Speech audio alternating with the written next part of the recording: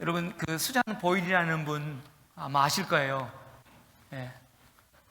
좀 몇 년 전에 그 영국 그 브리스턴 갓 탤런트에서 우승한 분입니다. 그 머리 손질도 하지 않고 몸매 가꾸지도 않고, 그리고 유행에 지난 이런 옷을 입은 47세 노처녀가 무대 위에 올랐을 때 관중들이 혀를 차면서 비웃는 시선을 보냈습니다. 그리고 꿈이 무엇이냐 하니까는 제 꿈은 알렌 페이지, 전설적인 영국의 아주 유능한 여성 그 가수와 같은 그런 사람이 되는 것이 꿈이라고 대답을 하자, 그녀를 보고 있던 심사위원들, 그리고 카메라가 비추니까 관객에 있는 사람들의 입은 다 비틀어지면서 이런 비웃음이 있었습니다. 자, 그런데 반주가 시작되면서 그 수잔 보일의 입에서 레 미제러블 장발장의 이 그 삽입곡이었던 I Dreamed a Dream이라는 나는 꿈을 꿨네, 이 첫 소절이 흘러나올 때 심사위원들 뿐만 아니라 관객들의 입이 벌어져서 다도지지를 않습니다. 저는 그 몸매에서 흘러나오는, 저 외모에서 흘러나오는 감미로운 그 멜로디, 청아한 음색, 뛰어난 가창력, 모두가 다 일어나가지고 다 박수를 칩니다. 열광을 합니다. 자, 그리고 이제 이분이 그날 노래를 부르고 고향에 갔을 때는 이미 유명 인사가 되었습니다. 방송국에서 방송하자는 이런 섭외가 막 계속 줄을 이었었고, 그리고 이제 음반을 내자라는 그 음반 기획사에 요청이 들어오고, 당신의 이야기를 책으로 출판하자라는 막 이런 주문이 막 쇄도했습니다. 유명한 인사가 돼버리신 거죠. 그런데 이 수잔 보일의 더 감동적인 이야기가 감춰졌던 그녀의 삶이었습니다. 이 사람이 12살에 시골 교회에서 12살부터 성가대로 교회 봉사를 했답니다. 12살부터 충성스럽게 봉사를 한 거예요. 그리고 꿈이 가수가 되는 거였답니다. 그런데 엄마 때문에 꿈을 접습니다. 그러니까 한 딸의 엄마를 사랑하는, 한국말로 표현하면 효심, 아주 효도하는 그 마음이 사람들의 마음을 움직였습니다. 엄마를 돌봐야 하기 때문에 자기의 꿈을 접고 작은 교회에서 봉사를 합니다. 근데 여기 나오기 전에 2년 전에 엄마가 돌아가시기 전에 예언을 합니다. 부탁을 합니다. 야, 나는 언제 죽을지 모르니까 너의 꿈을 다시 한번 살려보지. 꿈을 가지고 네 인생 모험을 해보는 거야. 그래서 엄마가 유언과 같은 이 말씀으로 다시 꿈을 위해서 도전하라라는 이런 말씀 때문에 이 무대에 섰다라고 이분이 간증을 합니다. 그리고 실제로 수잔 보일은 본인이 노래했던 것처럼 I dreamed a dream, 나는 한 꿈을 꿨는데 그 꿈은 현실이 되었습니다. 그리고 그분 간증을 들어보십시오. 이런 얘기를 합니다. 저는요, 작은 도시에 작은 교회 성가대에서 봉사했는데 내 인생 가운데 품게 하셨던 꿈을 내가 믿던 여호와께서 이루어졌습니다. 작은 교회, 작은 곳에서, 작은 마을에서, 작은 곳에서 하나님께 봉사를 했는데 결국은 하나님께서 자기의 마음에 있는 꿈을 이루어주더라 라는 것입니다. 여러분, 얼마나 기뻤겠습니까? 본인이 가지고 있었던 이 꿈을 이루는 거예요. 근데 그 꿈이 자기의 현실은 절대로 아니었습니다. 자기 스스로의 능력은 아니었습니다. 자기가 한 시대에 사람들에게 각광을 받고 이름을 낼 수 있었던 것은 오직 자기가 찬양했고 자기가 봉사했던 그 교회의 주인인 것을 고백했던 것입니다. 여러분, 이것이 예수님께서 탄생하신 것이 우리에게 보여주는 인생길입니다. 예수님은 어제 태어났다라고 세상은 예수님의 태어나심을 기념합니다. 예수님께서 태어나셨던 그 삶을 보면은 수잔 보일의 그 삶이 예수 믿는 사람들의 인생이라는 것을 분명하게 말해주고 있습니다. 예수님 마구간에서 태어났습니다. 그 마구간, 초라한 곳에서 예수님 태어났을 때 누가 그 아기가 성장하여 인류의 구원자가 될 거라고 누가 생각을 했으며 기대를 했겠습니까? 그런데 예수님께서는 아무도 관심을 갖지 않는 초라한 그 작은 마을에, 그것도 마구간에서 태어나서 인류의 구원자가 되었습니다. 이것이 우리가 믿는 기독교입니다. 어떻게 이런 일들이 가능할까요? 예수님 탄신하셨던 그 상황은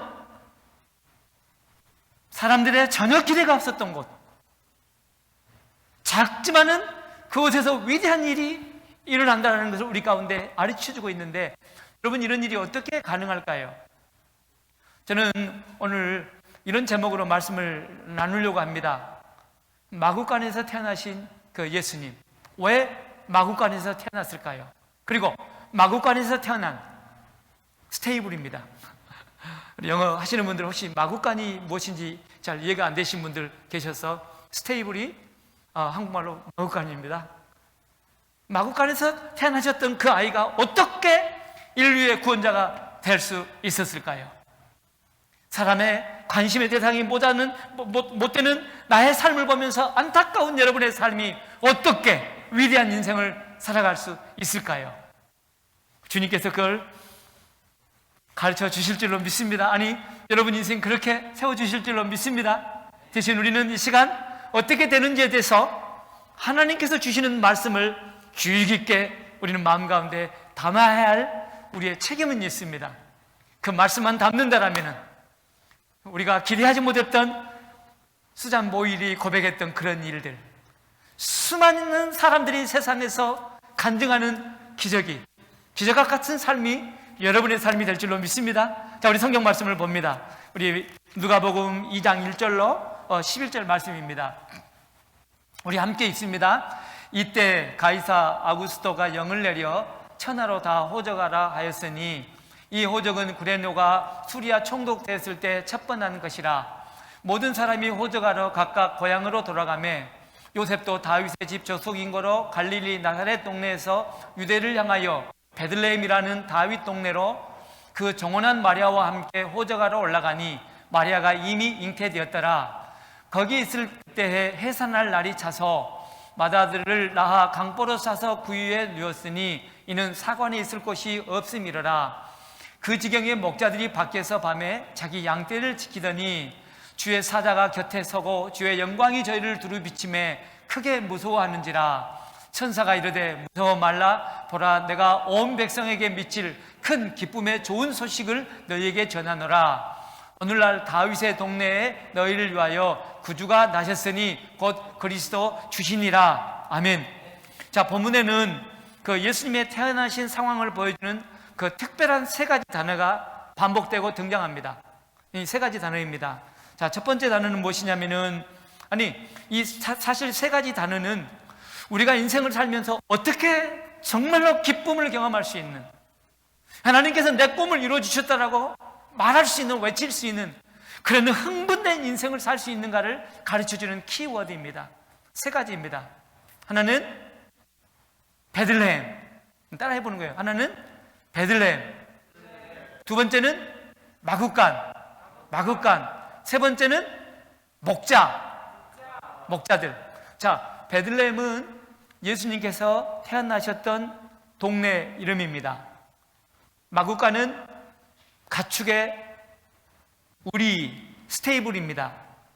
예수님께서 태어났던 구체적인 장소입니다. 목자들은 인류 역사 속에서 예수님의 태어났던 소식을 처음으로, 하나님의 일을 처음으로 들었던 사람들입니다. 자, 이 세 단어는 우리가 세상에 살면서 어떻게 행복하고 기쁘고 기적과 같은 그런 삶을 살 수 있는가를 잘 설명해 주고 있습니다. 자, 첫 번째 단어부터 우리가 봅니다. 뭐라고 했습니까? 첫 번째 단어가 뭐라고 했죠? 자, 베들레헴. 이 단어가 왜 등장합니까?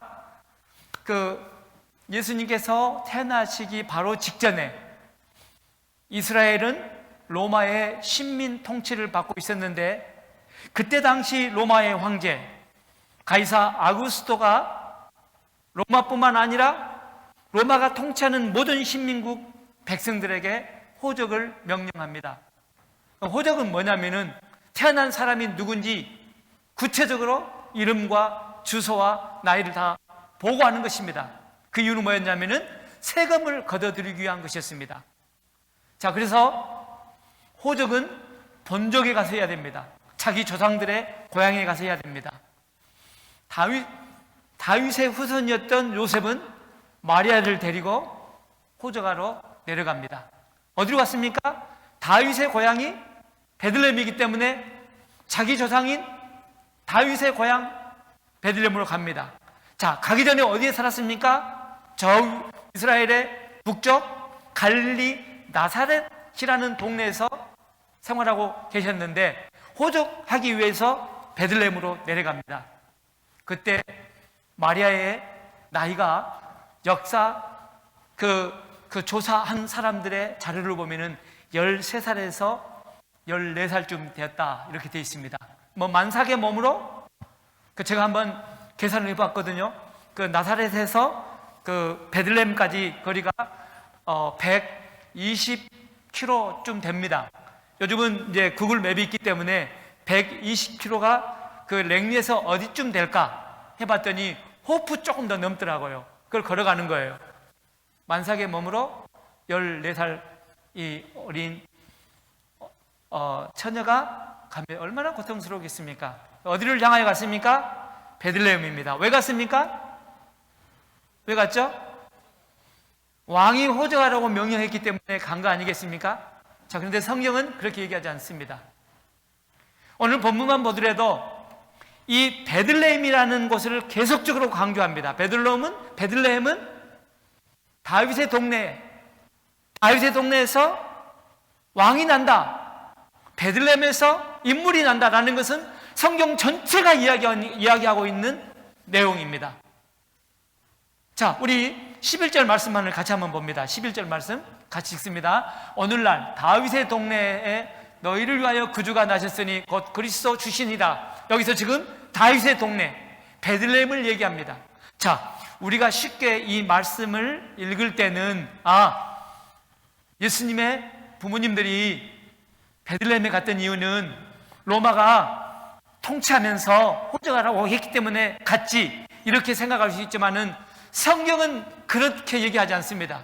겉으로 우리의 삶이 이렇게 현실적으로 나타나 있지만은 하나님의 계획이 우리의 삶 가운데 반드시 있다라는 것을 우리는 알아야 합니다. 자, 여러분, 성경 말씀, 이 사람들이 왜 베들레헴으로 내려갔는지 하나만 봐보시죠. 미가서 5장 2절 말씀을 같이 한번 읽어봅니다. 미가서 5장 2절 같이 읽습니다. 베들레헴 에브라야, 너는 유다 족속 중에 작을지라도 이스라엘 다스릴 자가 내게서 내게로 나올 것이라. 자, 이것이 옛날의 예언이었습니다. 그러니까 왕이 지금 로마의 황제가 명령했기 때문에 간 것 같았지만은 사실은 하나님께서 이미 수백 년 전에 예언자들을 통하여서 베들레헴에서 예수 그리스도가 태어난다는 것을 예언했습니다. 그러니까 사실은 예수님은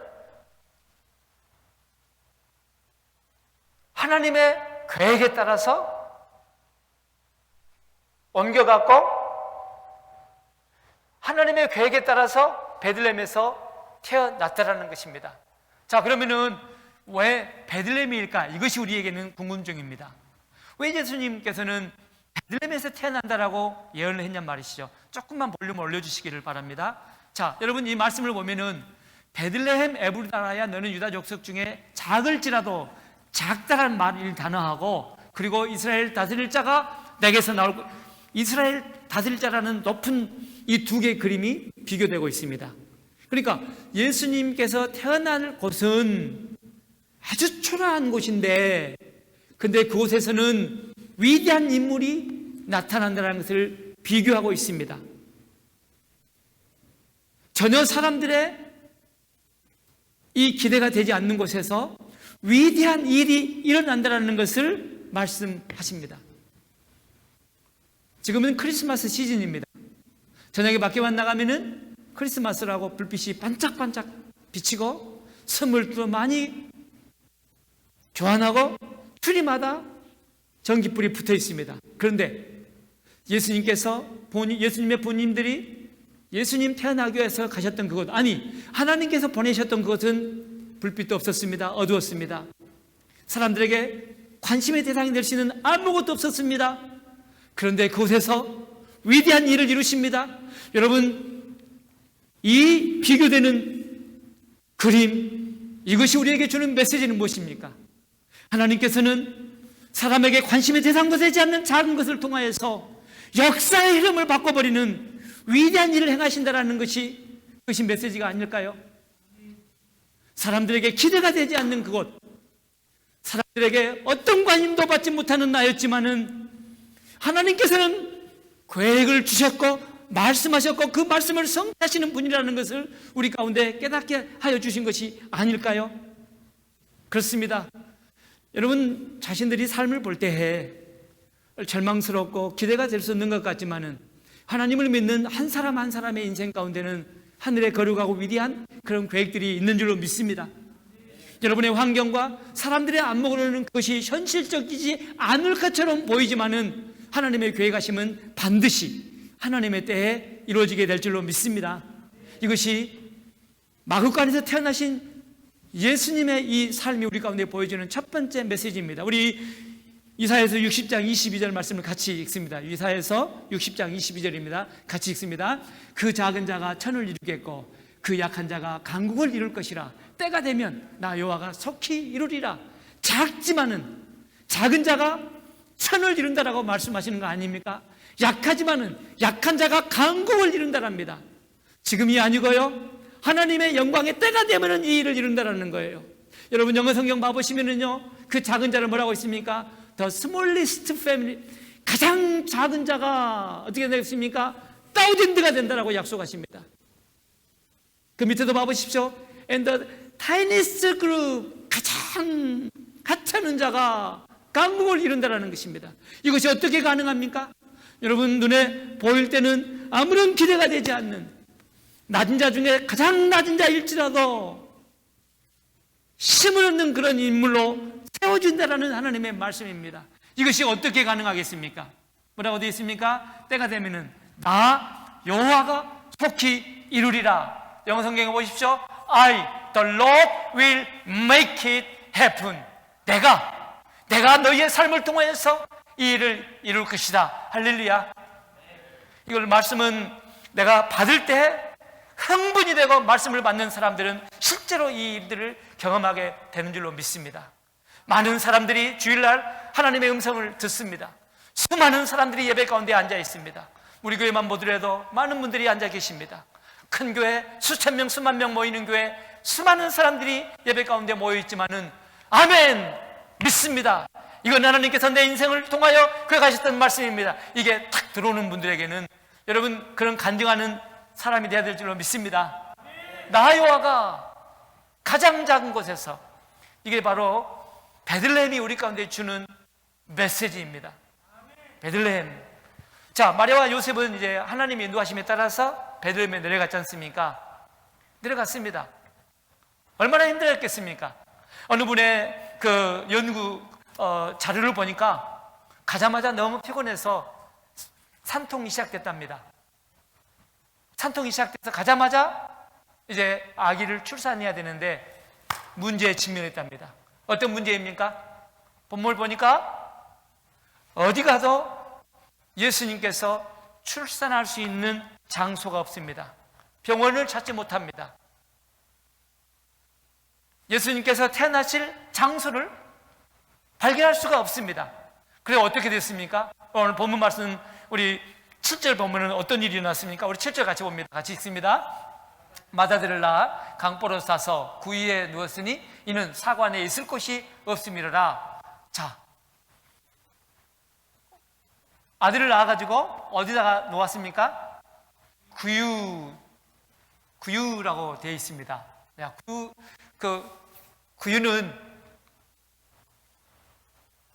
저희 시골에서 소들이 밥을 먹는 밥그릇이 구유입니다. 예수님 태어나셨는데 병원이 없었습니다. 호텔도 아니었습니다. 좋은 아름다운 성도 아니었습니다. 예수님이 태어날 곳이 없으니까 어디로 들어갔습니까? 동물들이 사는 우리로 들어갔습니다. 우리. 동물들이 사는 우리로 들어가서, 그러니까 구유에 누웠다라는 걸 보면은 우리가 예수님은 우리 속에서 태어나셨고, 그리고 이제 여러분 우리 들어가 보셨습니까? 그 우리에서 올려놓은 거예요. 왜 올려놨겠습니까? 기 어린 발, 손, 몸을 버릇 싸가지고 구유에 올려놓은 거예요. 저는 어렸을 때 소를 먹였다고 우리 시골 말로 표현합니다. 부모님들 도와서 소를 키워봤습니다. 그리고 겨울 되면은 지금도 외양간이니까 우리 시골에서는 이 스테이블을 외양간이라고 했습니다. 우리 초등학교 다닐 때 외양간 하면은 겨울 되면 아이들이 다 모여가지고 소 먹이를 여물려고 합니다. 여물을 쓴다라고 했거든요. 고구마 순 자르고 볏잎 자르고 저 같은 거 막 넣어가지고 배추 말린 거 막 다 넣어가지고 막 끓이는 소 가마가 요양간 한쪽에 있었고 뒤쪽에는 이제 우리가 있습니다. 소가 뒤에 있는 거예요. 그럼 이 소가 거기서 있죠. 이제 한 1m 정도 되는 이제 여물통, 우리 이렇게 또 표현하면 구유가 한 1m 정도 나무 아마 이 정도 두껍겠죠. 이거 파가지고 만들어 놓습니다. 그리고 이제 우리 바로 앞에다가 이 여물통을 놓습니다. 구유를 놓습니다. 그러면 소는요, 이 뒤에 있거든요. 거기서 먹고 자고 싸고 하고 합니다. 냄새 되게 납니다. 요양간에 들어가면 냄새가 쫙 찌릅니다. 보면은 벌레들 되게 많습니다. 집 자주 갈아주지 않으면은, 요양간 청소하지 않으면은 너무너무 질퍽질퍽 뭐가요? 소변, 대변 전부 다 섞여가지고 그 더러운 곳이 요양간입니다. 그리고 요양간 소 보면은 거기서 또 눕니다. 누면은 이 어물이 묻어가지고 딱지딱지 아주 지저분하고 더럽습니다. 그럼 그거 떼주고 말이죠.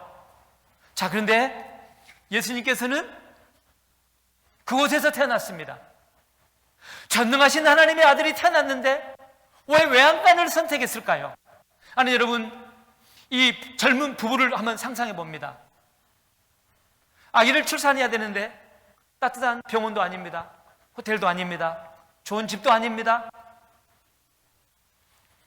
빈방 있습니까? 라는 이런 영국도 있지 않습니까? 빈방이 하나도 없었습니다. 예루살렘에 예수님께서 태어나실 빈방이 없었습니다. 전능하신 하나님이기 때문에 그 빈방 하나 마련하지 못하겠습니까? 그런데 없었습니다. 이 두 부부를 생각해 봅니다. 여러분이 한번 그 부부가 돼가지고 이제 사랑하는 자식을 출산해야 되는데 아무도 열어주지 않습니다. 환영하지 않습니다. 찾았던 것이 동물들이 사는 곳입니다. 냄새나는 곳입니다. 병충, 바이러스가 많은 곳입니다. 여러분, 그 두 부부의 이 마음을 생각해 보십시오. 정말 한 인간으로 세상에 태어나서 내려갈 대로 내려간 사람들은 아니었을까요? 한 인간으로 태어나서 모든 사람들에게 거절을 당하고 자기 사랑하는 자식이 태어났는데도 그 안타까운 현실도 사람들이 도와주지 않는 그런 환경에 놓여 있었을 때 그들의 마음은 얼마나 낮아졌을까요? 그들의 마음은 얼마나 밑으로 내려갔을까요? 그런데 그곳에서 그들의 가정에서 인류를 구원하는 예수 그리스도가 태어났습니다. 아무도 도와주지 아니하고 그 누구도 관심을 갖지 아니하고 어떤 기대도 가질 수 없는 그 외양간에서 인류를 구원하는 위대한 예수 그리스도가 태어나셨습니다. 아니, 하나님께서는 그곳에서 태어나게 하셨던 것입니다. 여러분, 이것이 우리가 믿는 기독교입니다.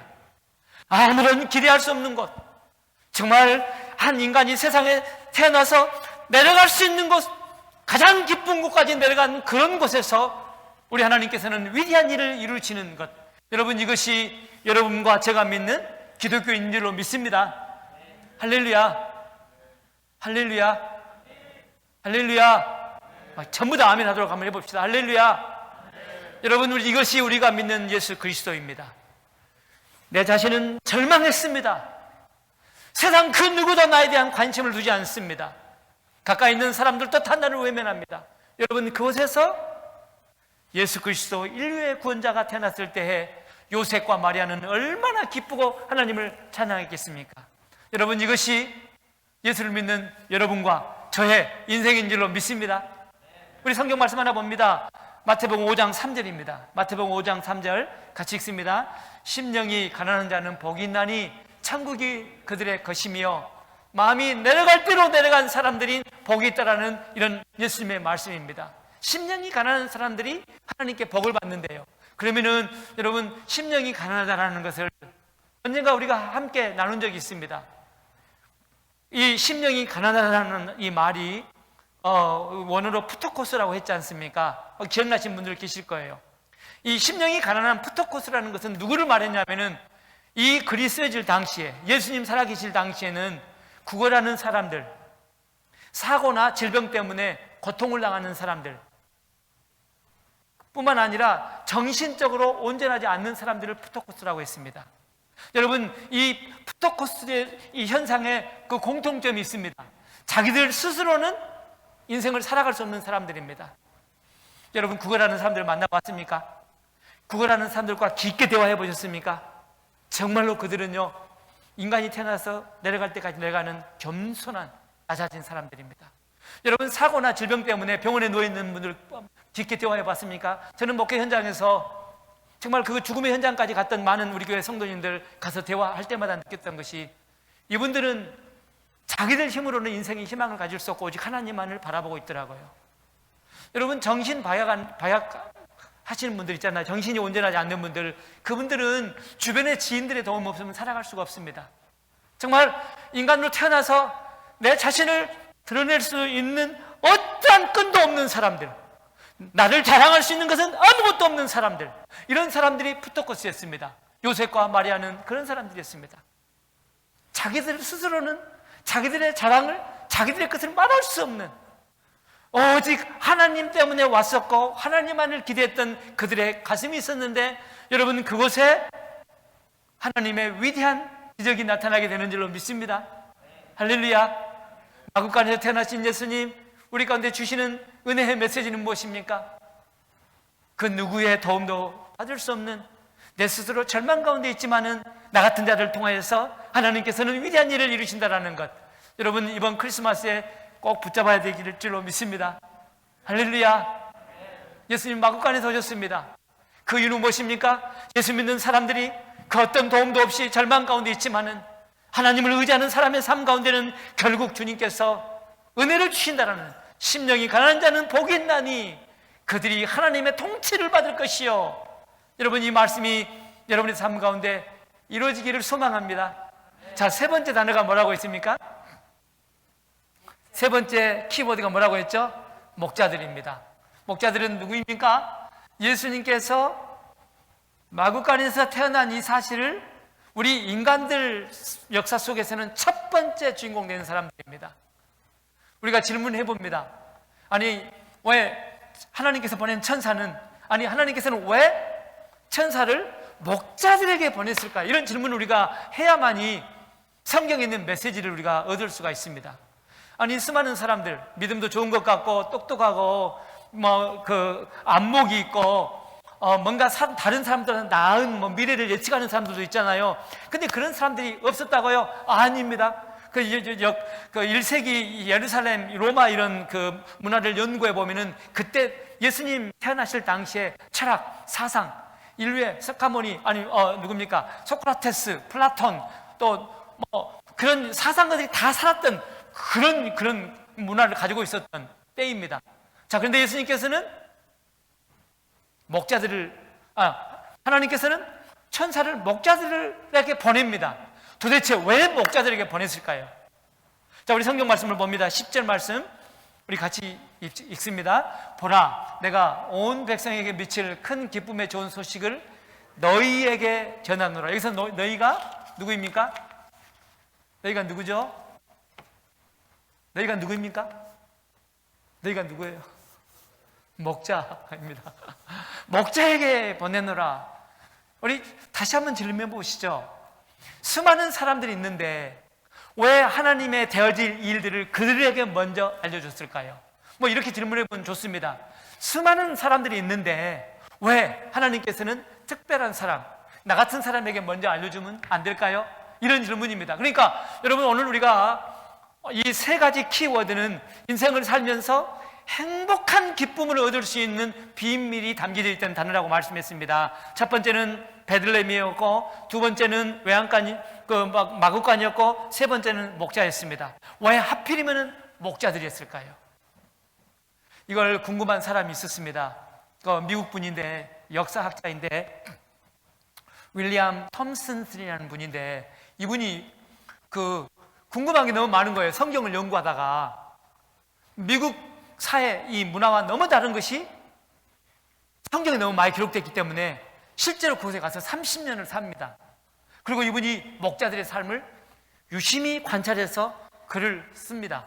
아주 매우 참 유익한 이런 책인데, 그분의 보면은 이 목자들의 이런 이야기를 이렇게 쓰고 있습니다. 근데 여기서는 뭐 목자 하게 되면은 아주 낭만적인 이런, 캐나다에서는 이런 모습을 볼 수 있잖아요.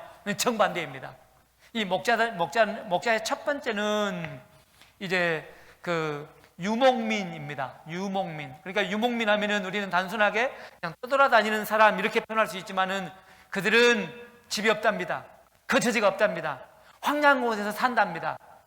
잠자고 먹을 것이 보장되지 않는 사람들이랍니다. 이게 목자들이었더랍니다. 그리고 그들은 동물들이 살 수 있도록 동물들의 먹이가 있는 곳에 따라다니는 사람들이랍니다. 자기 자신들보다도, 그러니까 편안하게 집이 있고 가정이 있고 공부를 하고 미래를 준비하는 사람들이 아니라 그냥 하루하루 살아가는데 어떻게 동물처럼 살아가는 사람들이 목자들이랍니다. 그리고 목자들은 먹을 것이 없어서 사람들을 보면은 동네에 들어가서 남의 것을 훔치기 때문에 일반 사람들에게 가장 천대시 받았던, 도둑이라고 취급받았던, 강도로 인정받았던, 그러니까 멸시 천대를 받았던 그런 사람들이었더랍니다. 목자들은 사람들 사이에서 결코 존대받지 못하는 그런 사람들이었더랍니다. 항상 상처를 가지고 살았던 사람들이랍니다. 집도 없고 먹을 것도 없고 거처할 것도 없고 떠돌아다니는 사람, 미래도 없고 하루하루 살아갔던 사람들이랍니다. 그런데 그들에게 하나님이 하실 일을 첫 번째로 알려주십니다. 이것에 대해서 질문을 많이 합니다. 작년에 돌아가신 유전 피터스라는 영성학자였던 분이 이런 얘기합니다. 왜 목자들에게 하나님께서 하늘의 일을 가르쳐 줬냐면은, 하나님께서는 벼슬이 있고 사람들에게 영광을 받고 뭔가 권력 있는 사람들이 아니라 나짓고 천한 사람들의 삶 가운데 은혜를 주시고, 그 은혜 받은 사람들을 통하여서 하나님의 위대하심을 간증하도록 그들에게 알려줬다, 이렇게 말씀을 했습니다. 하나님께서 목자들에게 먼저 천사들을 보냈던 그 이유는 무엇이냐면은, 내가 했다, 나는 힘 있는 사람이야, 이런 사람들이 아니라 내 자신을 자랑할 수 없고 내 자신을 드러낼 수 없지만은 하나님께서 내 인생을 통하여 이런 놀라운 일을 하셨다라고 하나님을 찬양하며 간증할 수 있는 이 사람들을 선택한다는 것입니다. 저는 여러분께서 하나님께서 천사를 보내는 목자와 같은 그 자리에 있으시기를 예수 이름으로 축복합니다. 정말 예수의 이름만을 드러내는 거예요. 여러분, 성경을 보고 우리 기독교 역사를 우리가 살펴보면은 하나님께서 은혜를 주셨던 분들은 다 그런 분들입니다. 나를 드러내지 못하는 사람들, 나를 자랑할 수 없는 사람들, 내 소리를 할 수 없는 사람들, 오직 하나님께서 하셨다라고 하는 사람들, 이 사람들을 통하여 하나님 기적을 베풀어 주십니다. 우리 성경 말씀 사도 바울의 간증을 한번 들어보십니다. 성경 말씀 베드로전서 1장 27절에서 29절입니다. 우리 한번 같이 읽습니다. 그러나 하나님께서는 세상은 미련한 것들을 택하사 지혜 있는 자들을 부끄럽게 하려 하시고 세상의 약한 것들을 택하사 강한 것들을 부끄럽게 하려 하시며 하나님께서는 세상의 천한 것들과 멸시받는 것들과 없는 것들을 택하사 있는 것들을 폐하려 하시나니 이는 아무 육체도 하나님 앞에서 자랑하지 못하게 하려 하심이니라. 아멘. 아멘. 하나님은 개인의 탁월함과 사람의 환경에 따라서 일하지 않습니다.